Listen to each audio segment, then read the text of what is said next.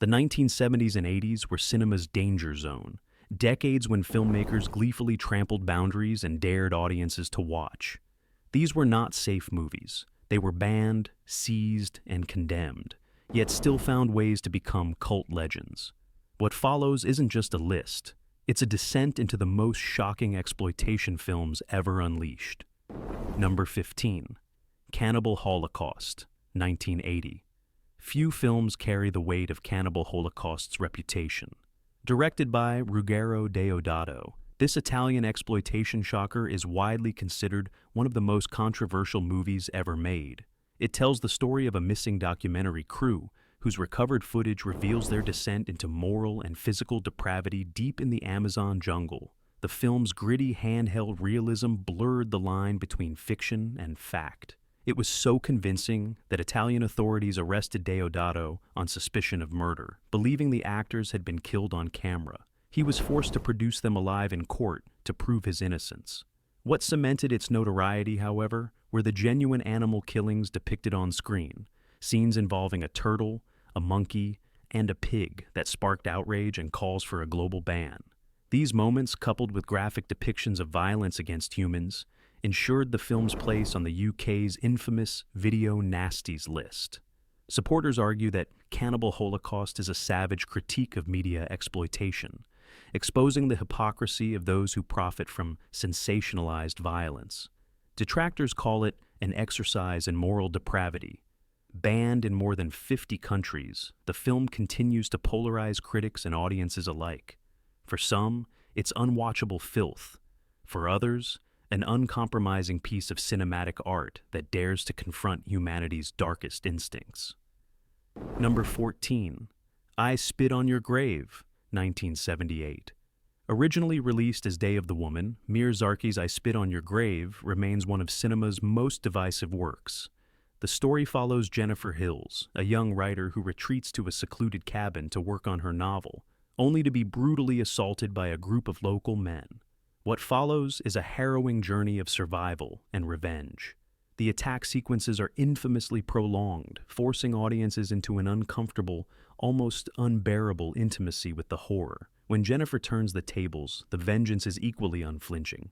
Castrations, hangings, and calculated executions that leave no room for moral comfort. Critics were savage. Roger Ebert famously called it a vile bag of garbage, while others labeled it outright misogynistic. Yet, some feminist scholars have argued the opposite, that Jennifer's retaliation represents a reclamation of agency in the face of male violence. The film was banned or heavily edited in multiple countries, including the UK, where it remained censored for decades. Its raw, almost amateurish cinematography only heightened its sense of authenticity, making it feel less like a stage thriller and more like a document of something real. Even now, I Spit on Your Grave provokes fierce debate about where the line lies between exploitation and empowerment. Number 13. The Last House on the Left, 1972. Wes Craven's debut feature, The Last House on the Left, took audiences into territory they were unprepared for. Loosely inspired by Ingmar Bergman's The Virgin Spring, it follows two teenage girls, Marie and Phyllis, who fall into the hands of a sadistic gang. What unfolds is a relentless spiral of humiliation, torture, and murder, before fate leads the criminals to an unexpected doorstep. Shot on a shoestring budget, the film's grainy, almost documentary-style cinematography made its violence feel disturbingly real. The tonal whiplash, from slapstick police interludes to scenes of shocking brutality, left audiences off balance and uneasy. The final act, in which Mari's parents exact revenge, raised moral questions about whether vengeance simply breeds more savagery. Upon release, the film was savaged by critics, banned outright in several countries, and placed on the UK's Video Nasties list. Even in the United States, it faced heavy cuts to secure release. The marketing tagline, "To avoid fainting, keep repeating, it's only a movie, it's only a movie," became legendary, further fueling its notoriety. Today, The Last House on the Left is seen as both a brutal exploitation film and a bold statement about the cycle of violence. It marked Craven as a fearless new voice in horror. one unafraid to disturb, offend, and provoke. Number 12, Ilsa, She-Wolf of the SS, 1975. If Cannibal Holocaust tested the limits of violence, Ilsa, She-Wolf of the SS obliterated any boundaries of taste. Directed by Don Edmonds, the film takes place in a Nazi prison camp run by the sadistic Commandant Ilsa, played with cold, commanding power by Diane Thorne. Here, prisoners, particularly women, are subjected to grotesque medical experiments and unspeakable cruelty. The movie combined the aesthetics of Grindhouse sleaze with Nazi exploitation, a subgenre already designed to shock by mixing war atrocities with lurid fantasy. But Ilsa stood out for its sheer extremity. The experiments shown, though fictional, were inspired by real historical horrors committed during World War II. This made the film more disturbing than other exploitation titles, as it blurred the line between cinematic invention and documented evil. Upon release, Ilsa faced immediate backlash. Critics called it pornographic sadism, and in many countries it was outright banned. Even where it was shown, audiences often left in disgust. Yet it quickly gained cult status, partly because of Diane Thorne's performance, a portrayal that mixed commanding sexuality with unflinching brutality, making Ilsa an icon of exploitation cinema. Though dismissed as tasteless trash by mainstream, critics' Ilsa, She-Wolf of the SS remains a morbidly fascinating artifact, a film that forces viewers to confront both their revulsion and their curiosity about the darker recesses of history and imagination. Number 11, The Texas Chainsaw Massacre, 1974. Despite its title-promising excess, The Texas Chainsaw Massacre contains surprisingly little gore, yet few films have left such a lasting scar on horror. Directed by Tobe Hooper, it follows a group of friends who stumble upon a family of cannibalistic killers in rural Texas, led by the hulking, chainsaw-wielding Leatherface. Shot with a gritty, almost documentary-style realism, the film's atmosphere is suffocating. The heat, the sweat, the buzzing flies.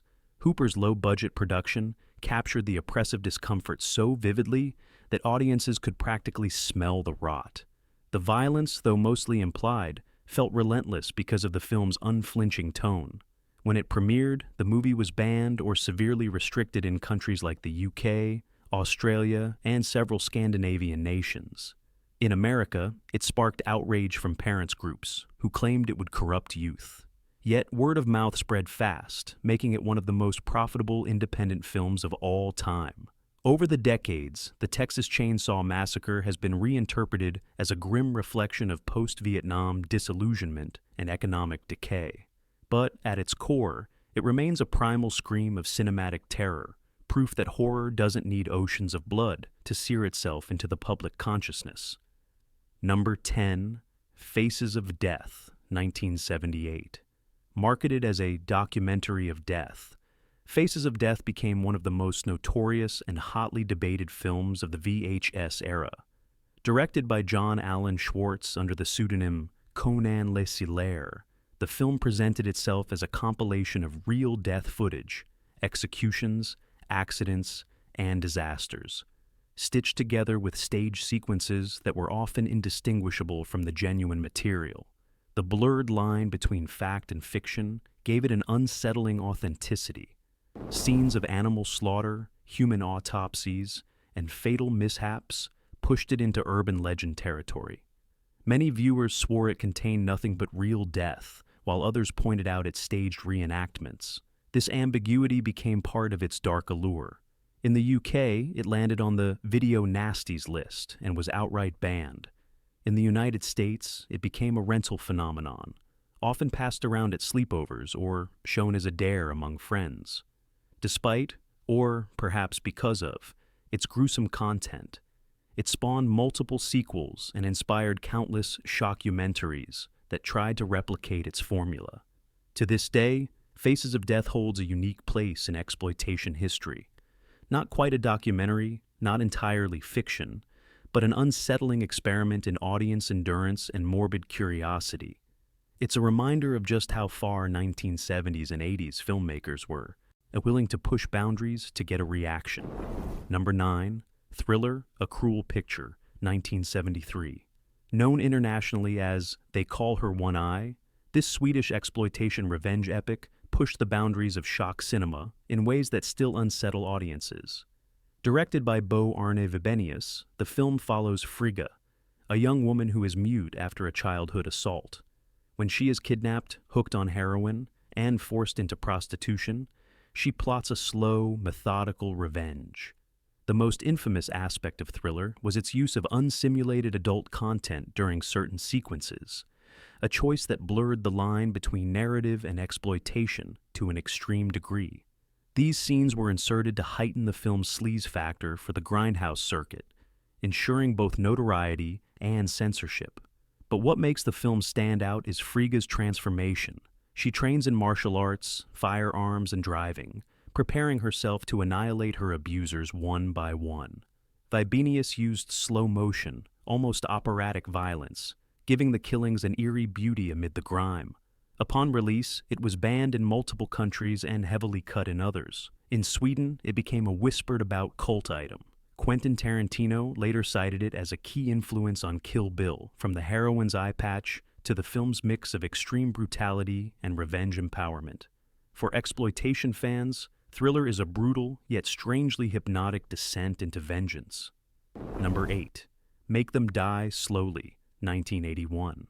Better known in Italy as Cannibal Ferox, Umberto Lenzi's jungle shocker rode the wave of cannibal exploitation kicked off by Cannibal Holocaust, but dialed up the lurid marketing. Released with the tagline, "Banned in 31 countries," it promised audiences the most violent movie ever made. The plot follows a group of travelers in the Amazon who encounter both drug dealers and a tribe of cannibals, leading to a series of grisly deaths. Like Cannibal Holocaust, the film features real animal killings, which remain its most controversial element. Scenes of impalements, dismemberments, and blood-soaked revenge pushed it straight onto the UK's Video Nasties list. Lenzi denied accusations that his work glorified violence, claiming it was a condemnation of Western greed and exploitation. However, the graphic imagery often drowned out any thematic ambitions. Critics panned it as pure schlock, yet its notoriety ensured a long life in underground video markets. Today, Make Them Die Slowly stands as one of the defining examples of 1980s Italian exploitation, raw, unflinching, and unapologetic in its mission to shock. Number 7, Miss 45, 1981. Directed by Abel Ferrara, Miss 45 takes the rape revenge genre and gives it a grimy New York City backdrop dripping with danger. Zoe Tamerlise Lund plays Thana, a shy, mute seamstress who is attacked twice in one day by different men. Traumatized and enraged, she snaps, turning into a silent vigilante who stalks the city's predators. Unlike other exploitation revenge films, Miss 45 has an art house edge. Ferrara's use of gritty urban cinematography, paired with Lund's haunting performance, elevates the story beyond Grindhouse sensationalism.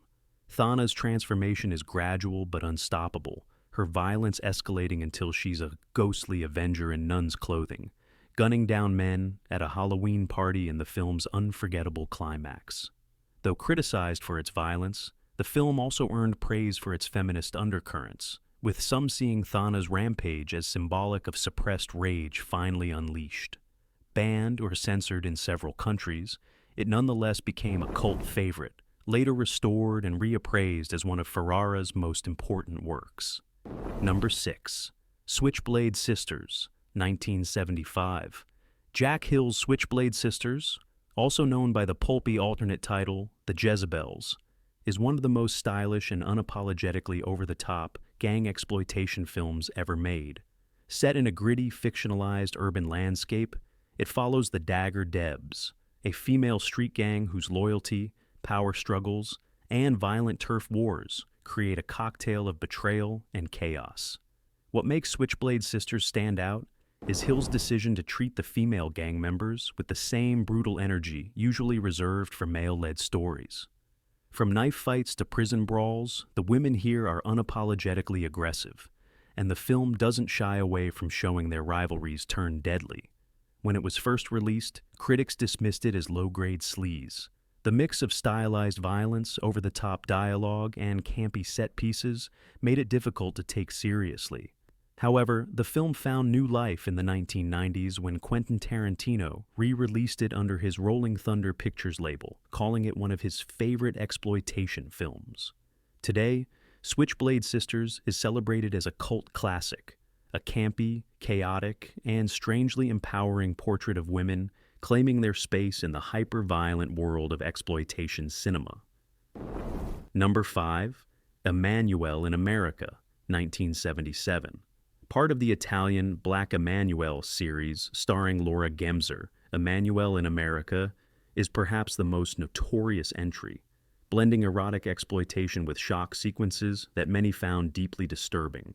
On the surface, it's about Emmanuelle, a globe-trotting investigative photojournalist, uncovering scandals in high society. But as the story unfolds, she stumbles into worlds of debauchery, secret orgies, and, in one of the film's most infamous segments, a snuff film ring. These sequences were so realistic in appearance that they became urban legends among Grindhouse audiences. Director Joe D'Amato was no stranger to pushing boundaries, and here he mixed travelogue-style location shooting with extreme, often absurd content. The result was a movie that oscillates between soft-core exoticism and scenes so harsh they led to bans, and heavy censorship in multiple countries. While critics panned it for its moral bankruptcy, fans of Italian exploitation hail it as a quintessential example of how the genre could mix allure and revulsion in a single reel. Number 4. Fight for Your Life, 1977. Robert Endelson's Fight for Your Life is a home invasion exploitation film that remains one of the most controversial movies ever produced in America. It follows a trio of escaped convicts, led by a psychotic, openly racist killer who terrorize a middle-class black family in their home. What makes the film shocking is not just its violence, but its relentless barrage of racial slurs and verbal abuse, which are hurled at the family throughout. This made it nearly impossible to market, with many theaters refusing to screen it. In the UK, it was outright banned for decades. Despite its incendiary nature, the film has been re-evaluated as a raw, unfiltered product of its time, a reflection of racial tensions in 1970s America. Some see it as an exploitation of race for shock value. Others interpret it as a brutally honest depiction of hatred and survival. Its ending, in which the family finally fights back, cemented its place in the exploitation canon as both cathartic and morally complex. Number 3. Massacre in Dinosaur Valley, 1985. Directed by Michele Massimo Tarantini, Massacre in Dinosaur Valley is the kind of Italian exploitation mashup that could only come from the 1980s. Part jungle adventure, part cannibal horror, part absurd pulp fantasy. Despite the title, there are no dinosaurs. Instead, it follows a ragtag group of travelers whose plane crashes in the Brazilian rainforest, leaving them stranded in hostile territory. The survivors, a mix of scientists, mercenaries, and tourists, face poisonous wildlife, ruthless tribes, and human predators far worse than any imagined creature. The film draws heavily from the Italian cannibal boom, popularized by Cannibal Holocaust and Cannibal Ferox, complete with gory set pieces, animal attacks, and shocking moments of cruelty. What sets Massacre in Dinosaur Valley apart is its strange tonal balance. One moment, it's pure adventure pulp, daring escapes, quicksand scenes, and exotic landscapes. The next, it plunges into full exploitation territory, with graphic violence, sexual menace, and raw survival horror. The combination makes it both unpredictable and unsettling. Though far from a critical success, it became a VHS favorite in Grindhouse circles. In several countries, it faced censorship for its explicit violence, including scenes of impalement and limb chopping. Today, it's remembered not as a great film, but as a deliriously excessive example of the anything goes attitude that defined Italian exploitation, cinema of the era. Number 2. Hell of the Living Dead, 1980. Bruno Mattei's Hell of the Living Dead is often described as a chaotic collision of Dawn of the Dead and Cannibal Holocaust made on a fraction of the budget. The plot, if it can be called that, involves a chemical leak from a research facility that turns the local population into flesh-eating zombies. Shot primarily in Spain, the film famously padded its runtime with large chunks of stock footage from Italian nature documentaries. This not only gave it an unintended travelogue feel, but also resulted in abrupt tonal shifts, cutting from zombie gore to serene shots of jungle animals. The violence is pure 1980s Italian splatter, headshots, flesh tearing, and scenes of cannibals ripping victims apart. The makeup effects are crude but excessive, giving the gore an unpolished rawness that only added to its Grindhouse charm. Upon release, it was banned or heavily cut in several markets, particularly in the UK, where the video nasties panic was in full swing. Critics mocked it as a shameless ripoff, but for exploitation fans, that was part of the appeal. Over time, it developed a cult following precisely because of its flaws. A perfect, so bad it's good, zombie exploitation gem. Number 1, The Driller Killer, 1979. Abel Ferrara's The Driller Killer is a punk-era descent into urban decay, nihilism, and madness. Ferrara himself stars as Reno Miller, a struggling New York artist, slowly losing his grip on reality. Between unpaid bills, noisy punk band neighbors, and the crushing hopelessness of his environment, Reno snaps and begins stalking the city's homeless with a power drill. Shot on the grimy streets of late 1970s Manhattan, the film's atmosphere is suffocating. The city is depicted as a place of endless noise, filth, and alienation. The killings are brutal, but often more disturbing for their banality. Quick, messy acts of violence that feel spontaneous rather than cinematic. The movie gained its infamy not just for the violence on screen, but for the VHS cover art, a shocking close-up of a drill entering a man's head. This image made it one of the most notorious titles on the UK's Video Nasties list, where it remained banned for years. While dismissed by some as pure sleaze, others view The Driller Killer as a gritty piece of underground art, a film that channels the rage, poverty, and disillusionment of its time. In many ways, it's exploitation cinema at its most confrontational, ugly, abrasive, and impossible to forget. From cannibal jungles to urban nightmares, these films push cinema past the point of no return. Some see them as trash, others as raw art, but all left scars on movie history. If you dared to watch them, you know, exploitation was never meant to play it safe.